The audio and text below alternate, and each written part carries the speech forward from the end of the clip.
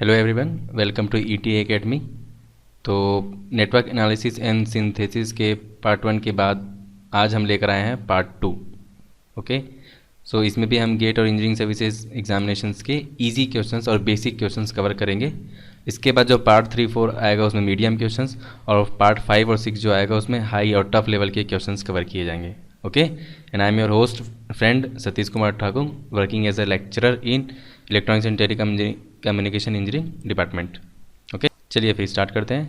तो पहला question, it is engineering services examination 2010। Question है, it is required to find the current through a particular branch of linear bilateral network without mutual coupling. एक current find करना है एक particular branch में जो linear bilateral network का है और उसमें म्यूचुअल कपलिंग नहीं होना चाहिए, विदाउट, है ना। When the branch impedance takes 4 different values, ठीक है, तो जिस ब्रांच के थ्रू हमको करंट फाइंड करना है वो 4 डिफरेंट वैल्यूज़ लेता है, मतलब वो वेरिएबल है। Which one of the following methods will be preferred. ठीक है, ध्यान दीजिए, मेश एनालिसिस या नोडल एनालिसिस के लिए जो आपका ब्रांच इम्पिडेंस है जहाँ से आपको करंट फाइंड करना है वो कांस्टेंट होना चाहिए, वो वेरिएबल रहेगा, तब कैसे अप्लाई कर पाएंगे। तो ये और ये नहीं हो सकता। ठीक है, सुपरपोजिशन थ्योरम में किसी ब्रांच के थ्रू करंट तो निकालते हैं, लेकिन उसमें भी बहुत सारे सोर्सेस हो सकते हैं। एक टाइम पे एक सोर्स को कंसीडर करेंगे, दूसरे को कंसीडर नहीं करेंगे, इस तरीके से। बट ब्रांच तो सेम होना चाहिए, वो चेंज नहीं होना चाहिए, तो सुपरपोजिशन थ्योरम में नहीं निकाल सकते। तो आंसर क्या आएगा? Thevenin equivalent circuit. ठीक है, कैसे देख ले सकते हैं। तो ये डायरेक्ट एनालिसिस था, आपको बाकी सोचने की जरूरत नहीं है ना, पर आप थोड़ा सा देख लीजिए थेवेनिन के बारे में। To find current through a particular branch when the branch impedance takes 4 different values, Thevenin equivalent circuit will be preferred out of 4 given options. ठीक है, क्या होता है थेवेनिन? उसमें कितना भी कॉम्प्लेक्स सर्किट रहे, है ना, रेजिस्टेंस को जो जिस ब्रांच से आपको करंट निकालना है उसको हटा दो पहले, उसके अलावा सारे सर्किट को हम लीनियर बायलेटरल नेटवर्क को हम एक थेवेनिन वोल्टेज जिसके रेजिस्टेंस में थेवेनिन रेजिस्टेंस हो उसके रूप में रिप्लेस कर सकते हैं। तो ये आरएल से हमारा कोई इफेक्ट हो रहा है क्या? नहीं, इसमें कोई भी वैल्यू ले लीजिए, अपन करंट फाइंड कर सकते हैं, राइट। तो ये इसकी खासियत होती है। ठीक है, चलिए नेक्स्ट क्वेश्चन, इंजीनियरिंग सर्विसेज 2011। ठीक है, to current through the branch A B in the figure, A B मतलब ये वाला, तो हमको इधर करंट फाइंड करना है, ये वाला। इस बार ये आपको क्वेश्चन देखा हुआ लग रहा है क्या? राइट, ये जो पार्ट 1 के में थे उसी टाइप का क्वेश्चन है। 2 क्वेश्चन हमने पार्ट 1 में इसी कॉन्सेप्ट पे सॉल्व किया था, थोड़ा थोड़ा अंतर था, है ना। तो मैं ये बताना चाह रहा हूँ आपको कि क्वेश्चंस रिपीट भी हो सकते हैं, बस डेटा चेंज हो जाता है, कॉन्सेप्ट वही रहता है। ठीक है, तो इस 2 ओम से फ्लो होने वाला करंट चाहिए उसको 10 ampere from A to B इस डायरेक्शन में, 10 ampere from B to A इस डायरेक्शन में 0, और 20 ampere from B to A. तो ये 4 ऑप्शन है। चलिए, तो आप पॉज करके आप पुराने मेथड से बना के देखिए, आपसे बन जाएगा। ठीक है, तो इसको मैं 3 मेथड से सॉल्व कर सकता हूँ।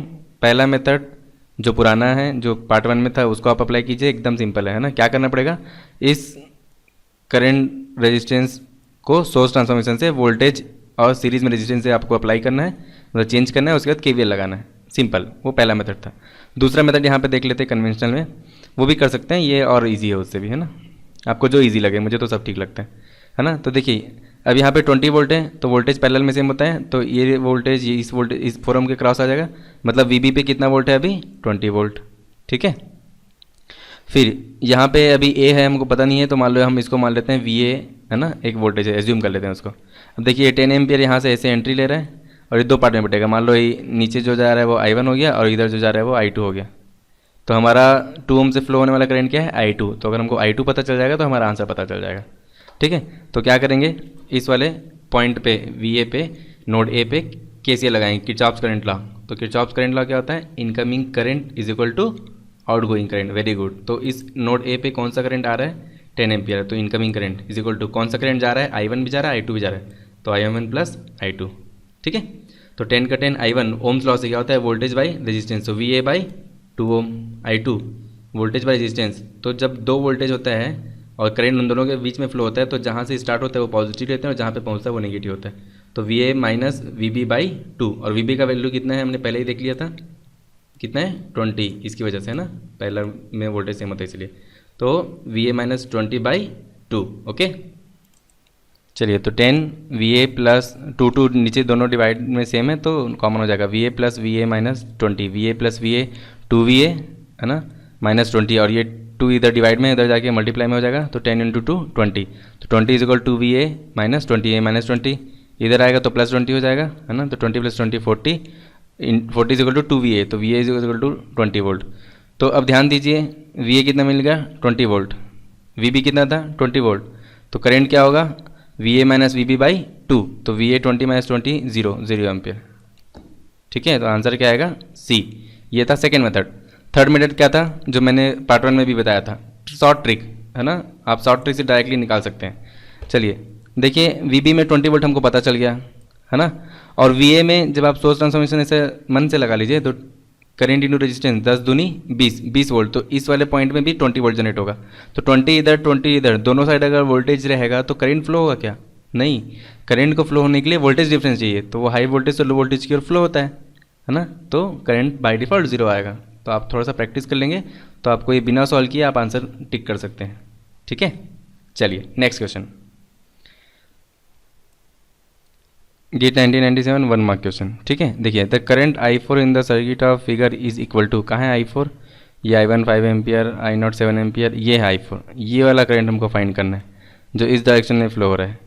ठीक है, अब इसके लिए आप बहुत सारे मेथड लगा सकते हो। नेटवर्क ऐसा सब्जेक्ट है जिसमें आप एक ही क्वेश्चन को 2 3 4 मेथड से बना सकते हो, बट गेट में आपको कम टाइम पे इफिशिएंसी के साथ सॉल्व करना पड़ता है ना, तो थोड़ा सा ऑब्जर्वेशन ध्यान दीजिए। मुझे इस पूरे सेक्शन से कोई मतलब नहीं है, फिर भी मैं इसको पूरा सॉल्व कर सकता हूँ। ठीक है, देखिए इस वाले पॉइंट पे फोकस कीजिए, क्योंकि आपका अल्टीमेटली जो गिवन है वो इस वाले पॉइंट से रिलेटेड है ना, इसका डायरेक्शन ऐसे दिखा रहा है और हमको ये वाला डायरेक्शन में करंट चाहिए। ठीक है, ऐसा।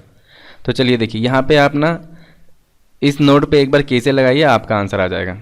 ठीक है, ये जो डायरेक्शन पहले से गिवन था, मान लो इसको अपन I ले लेते हैं है ना, तो I इस नोड A पे आ रहा है और ये 2 पार्ट में बट रहा है, I से I0 इधर जा रहा है 7 एम्पियर का, और I1 इस डायरेक्शन में जा रहा है 5 एम्पियर का। तो नोड A पे KCL लगाओ, इनकमिंग करंट I है ना जो आ रहा है उसमें, outgoing current I0 plus I1। ठीक है, तो I क्या हो जाएगा, I1 5 एम्पियर, I0 7 एम्पियर, तो I कितना हो गया 12 एम्पियर। ठीक है ना, अब देखिए ये आपका I और आपका I4 में क्या रिलेशन है, I ऐसे ऊपर जा रहा है ना इस डायरेक्शन में, और I4 आपका इस डायरेक्शन में आ रहा है, तो क्या रिलेशन हुआ, I4 is equal to minus I कितना निकला 12, तो I4 क्या हो जाएगा माइनस 12 एम्पियर, सिंपल राइट।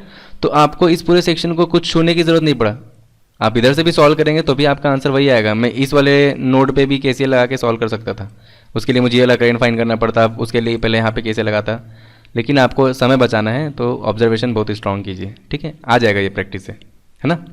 चलिए नीचे नेक्स्ट क्वेश्चन देखते हैं। The voltage V in the figure is equal to, अब यहाँ पे 5 वोल्ट दिया है, इधर प्लस माइनस फिर 4 वोल्ट दिया है, अब यहाँ पे 2 ohm दिया, और ये वाला वोल्टेज आपको फाइंड करना है। ठीक है, तो देखिए वोल्टेज पैरेलल में सेम होता है, तो अगर यहाँ पे 4 वोल्ट है तो यहाँ पे कितना आएगा 4 वोल्ट, यहाँ पे 4 वोल्ट आया, सिंपल। अब यहाँ पे KVL लगा दो, आंसर आ जाएगा आपका।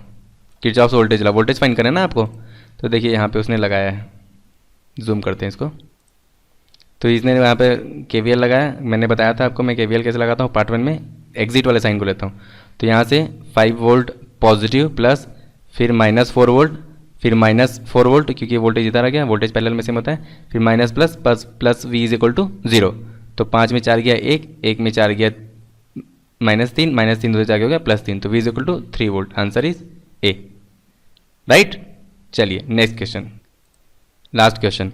The dependent current source shown in figure कहाँ है, ये है आपका डिपेंडेंट करेंट सोर्स। ठीक है, डिपेंडेंट इंडिपेंडेंट सोर्स के बारे में आपको थोड़ा आइडिया होना चाहिए। जो ऐसे चौकोन बॉक्स में होता है ना, वो डिपेंडेंट सोर्स होता है, चाहे वो करंट हो, अगर ये ऐसा एरो का निशान है तो वो करंट डिपेंडेंट वाला है, और अगर प्लस माइनस है तो वो वोल्टेज डिपेंडेंट है। ठीक है, और जो ऐसे गोल सर्कल के अंदर होता है ना प्लस माइनस या फिर एरो, वो इंडिपेंडेंट होता है। ठीक है, तो इस डिपेंडेंट करंट सोर्स दिया है, अब इसमें क्या है, डिलीवर्स 80 वोट। 80 वाट क्या है, 80 वाट का पावर डिलीवर करता है, एब्जॉर्व करता है, 40 वाट का पावर डिलीवर करता है, ऑब्जर्व करता है, इसमें से हमको डिसाइड करना है। ठीक है, तो सबसे पहले जो बेसिक एलिमेंट होता है उसके बारे में समझ लेते हैं। ठीक है, तो अगर कोई एलिमेंट है यहाँ पे, मान लो R L C voltage source current source कुछ भी, अगर उसका करंट माइनस प्लस प्लस के साथ उसको लीव करता है, ठीक है, तो ध्यान रखना ये एलिमेंट एक्टिव एलिमेंट होगा और ये पावर डिलीवर करेगा, ठीक है, क्योंकि एक्टिव वाला जनरेट करता है, डिलीवर करेगा, ठीक है। तो आप सारे देखना वोल्टेज सोर्स में ध्यान देना, ये देखो यहाँ पे भी करंट ऐसे निकलेगा इस वोल्टेज सोर्स की वजह से, क्योंकि ये डिलीवर कर रहा है ना। तो सारे एक्टिव एलिमेंट्स में वोल्टेज सोर्स करंट सोर्स में आपको इस डायरेक्शन में करंट मिलेगा, प्लस से एग्जिट होते हुए। अब इसका अपोजिट देखते हैं, अगर किसी एलिमेंट पे प्लस से एंट्री लेगा और माइनस से एग्जिट होगा आपका करंट, तो समझ जाना कि वो एलिमेंट पैसिव एलिमेंट है और वो एलिमेंट पावर एब्जॉर्व करेगा। पैसिव एलिमेंट एब्जॉर्व करता है और एक्टिव एलिमेंट डिलीवर करता है, ये मैंने आपको प्रीवियस वीडियो में भी बताया, ठीक है ना। चलिए, लेकिन पावर सेम होगा, V इंटू आई, करंट इंटू वोल्टेज। अगर प्लस से निकल रहा है करंट तो वो डिलीवर कर रहा है, और प्लस से एंट्री ले रहा है तो वो ऑब्जर्व कर रहा है ना। चलिए, अब हमारे अपने क्वेश्चन पे आते हैं। इस वाले क्वेश्चन में देखिए, इस वाले क्वेश्चन को हम लोग फिर से रीड्रॉ कर सकते हैं। अब V1 कितना दिया है 20 वोल्ट, और ये करंट कितना दिया है V1/5, तो 20/5 तो कितना एम्पियर, 4 एम्पियर। तो इस वाले डिपेंडेंट सोर्स में हमको करंट पता चल गया 4 एम्पियर। अब अगर यहाँ पे हमको वोल्टेज पता चल जाए तो वोल्टेज इंटू करंट हमारा पावर आ जाएगा, ठीक है। और करंट और वोल्टेज के डायरेक्शन और वोल्टेज के साइन और करंट के डायरेक्शन से पता चल जाएगा कि वो डिलीवर कर रहा है, ऑब्जर्व कर रहा है। तो हम लोग एज्यूम कर लेते हैं यहाँ पे एक वोल्टेज Vx प्लस माइनस के साथ, ठीक है। चलिए, तो ये 4 एम्पियर इधर फ्लो हो रहा है, इस वाले पॉइंट पे आ रहा है, फिर दो पार्ट में बढ़ रहा है, I1 इधर जा रहा है और I2 इधर आ रहा है ना। I2 इधर आ रहा है, मान लो अपन ऐसे एज्यूम कर लेते हैं, ठीक है। तो इस वाले Vx पे KCL लगाइए, तो incoming current 4 is equal to outgoing current I1 plus I2, दोनों आउटगोइंग हो रहा है, ठीक है। तो 4 इज इक्वल टू I1 क्या है, ओम्स लॉ से I1 क्या हो जाएगा, Vx माइनस 20/5। देखिए I1 डायरेक्शन जहाँ से निकल रहा है वो पॉजिटिव, जहाँ पे जा रहा है वो देखो यहाँ पे निकलते समय कौन सा साइन है, माइनस, है ना। तो ये माइनस, तो Vx माइनस 20/5, और I2 क्या हो जाएगा इधर नीचे Vx/5 ओम्स लॉ से, ठीक है। तो 4 5 दोनों के डिनोमिनेटर में, तो उसको कॉमन हो गया 5, तो Vx माइनस 20 प्लस Vx बचा, Vx plus Vx 2Vx minus 20, अच्छा ये 5 इधर जाके 5 इंटू 4 20, ठीक है। तो 20 is equal to 2Vx minus 20 इधर जाएगा तो 40 इज इक्वल टू 2Vx, तो Vx is equal to 20 volt. ये क्या निकल गया हमारा, इस डिपेंडेंट सोर्स के अक्रॉस वोल्टेज, ठीक है।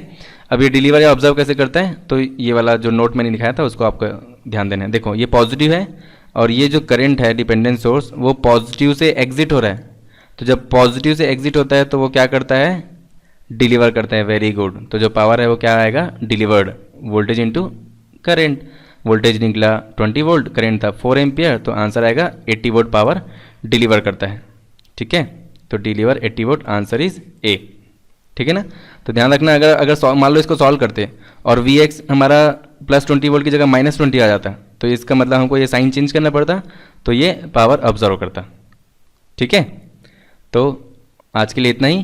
Please like and subscribe our channel ET Academy।